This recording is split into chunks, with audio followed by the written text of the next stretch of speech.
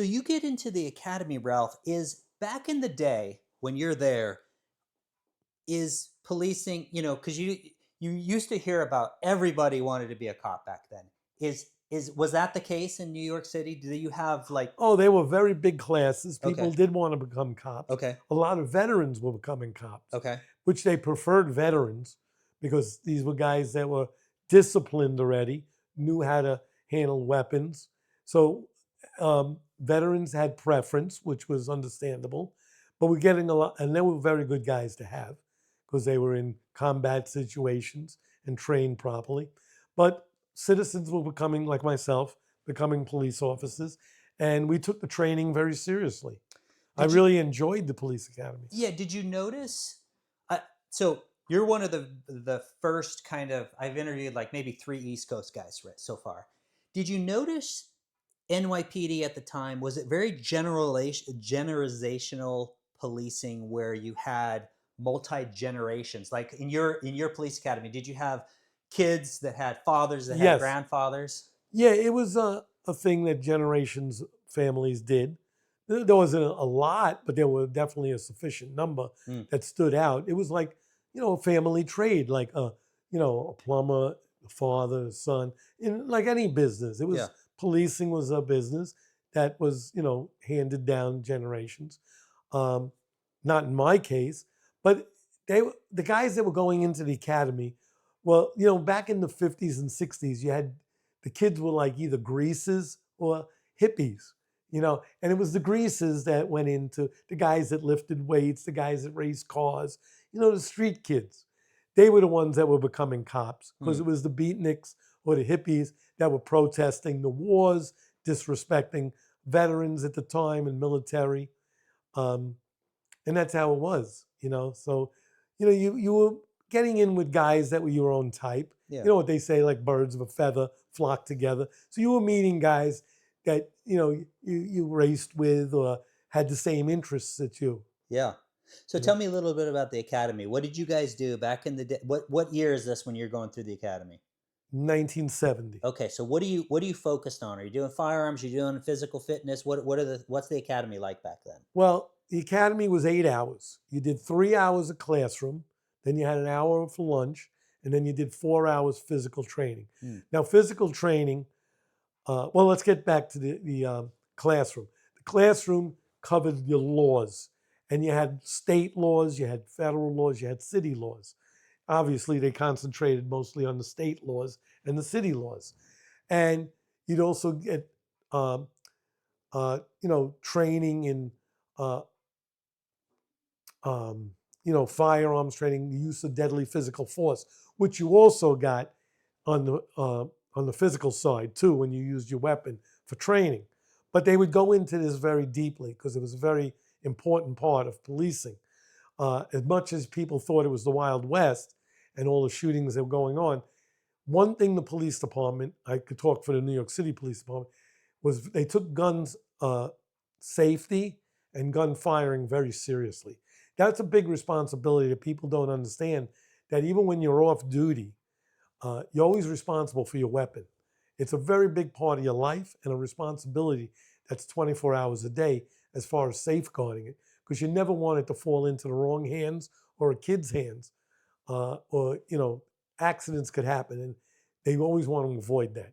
So they're drilling that into your head in the physical and the classroom training.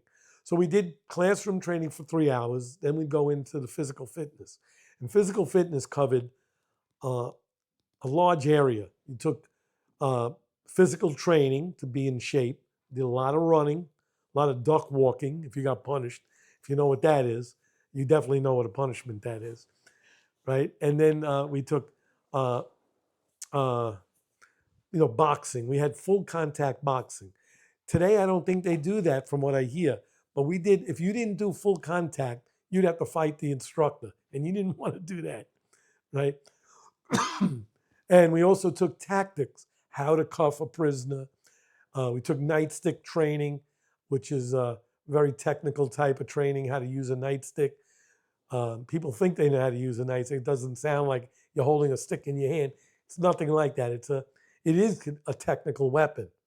And funny thing, just to get off subject a second, I did some work for technical advising on the Sopranos movie called The Many Saints in Newark.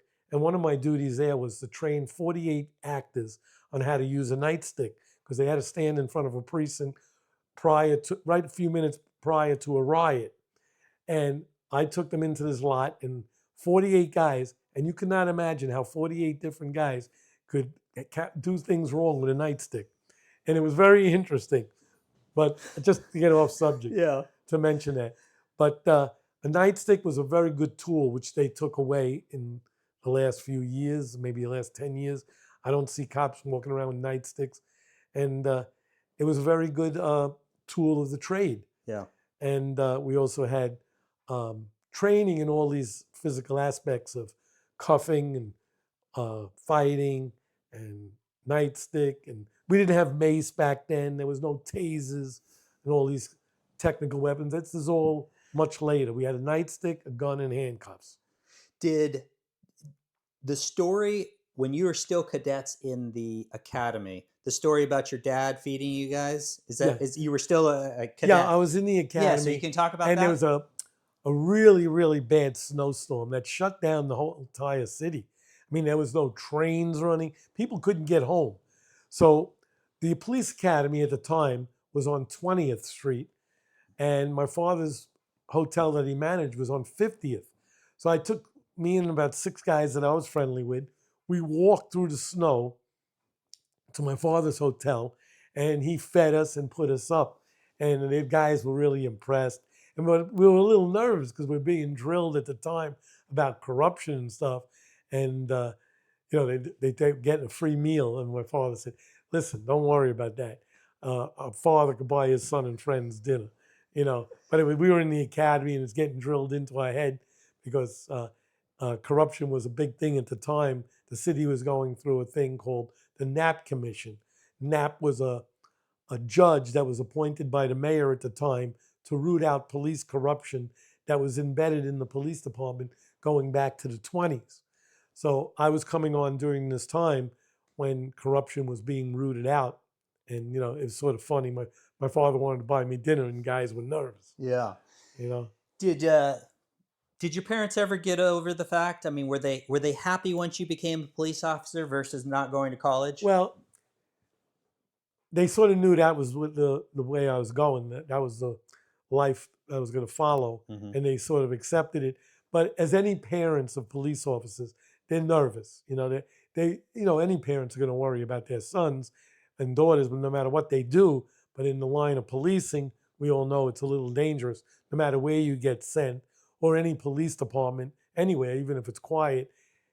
Policing is a dangerous job. My father, he died while I was in the police academy. He didn't get to see me graduate, but he would have been proud of me. My parents were proud of me and my brother, because we both did well in the police department. But, parents are going to worry about you, no matter what. Yeah. You're always going to be their babies, It's just how it is. So you get done with the academy. Explain to me how it works. Are you assigned? Do you request a certain precinct? How does it work for you? There is a thing called a wish list. And it really doesn't exist. They give you a paper and they ask you the 3 places you want to work. It's called a wish list. You never get what you put down, right? And then the last day when you're graduating, there's a poster board, like in a school, and they put down where you're assigned. And you go up to the board, you search for your name, and you see where you're going.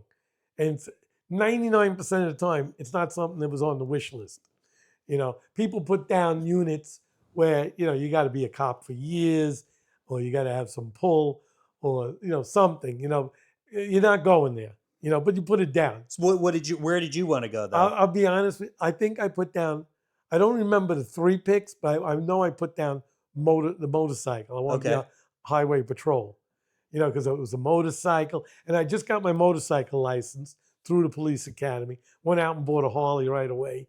I was really hooked on bikes. So I put down highway patrol, which I always liked their uniforms. I liked, the whole thing with the motorcycle.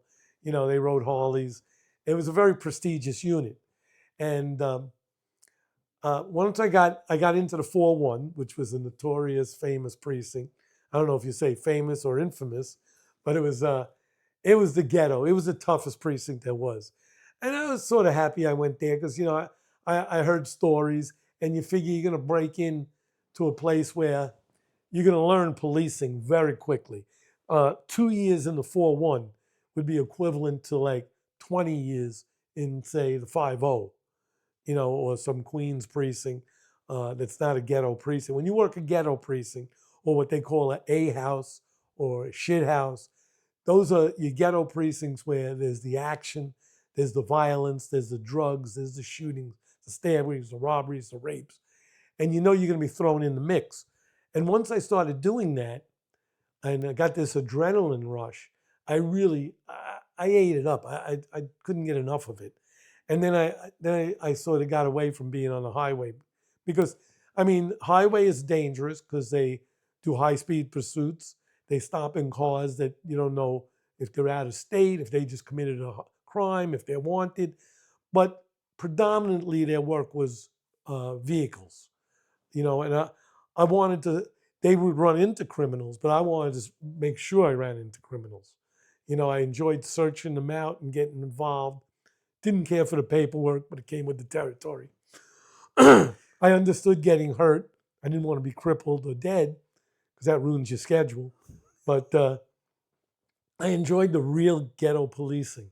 And the thing is, when I got there, being a rookie, I saw these cops that I idolized them. I saw them coming in with these arrests, and I felt proud for them, and I wanted to be like them. I was a rookie, and just over the years of me trying to be like them, I wound up working with some of them, and that was the highlight of my life of getting to that point to being one of them and working with them. Some of them that I idolized, I became their partners later on, years later. It was. I loved my job. I loved my job. I loved what I was doing. I loved the guys I worked with. I worked with outstanding guys in outstanding units. And the best police partner I had was this guy named Lester Rudnick. And me and him, we just hit it off right away. We hung out on duty, off duty. We worked out together. And we were making collars and we were having a blast. And later on, it came to the point where they said, a rule came out in the Bronx, the head of the Bronx, the chief, said, I don't want two bodybuilders working out, being partners, because I guess too many criminals were getting, say, injured. I mean, I guess a lot of necessary force was being used to effect arrest So that was that rule because of you two? because of us too. Oh my gosh. They didn't want two bodybuilders working out. And then I went on to become a detective, and my best partner there, I started out with an older partner, and he taught me the ropes, and he was great. But then I got moved on because he moved on to another unit after a couple of years, and I worked a few years with this guy Timmy Kennedy, who was my best detective partner. Les Rudnick was my best police partner, and Timmy Kennedy was my best detective partner. And we're still friends to this day.